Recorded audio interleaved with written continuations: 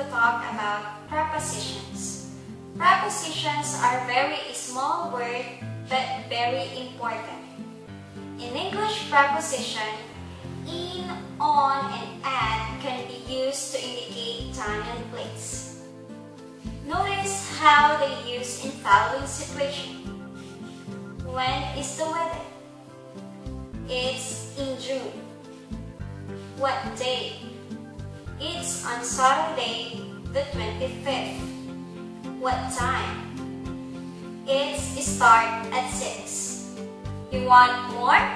So visit our website at www.ikaiwa-100.com.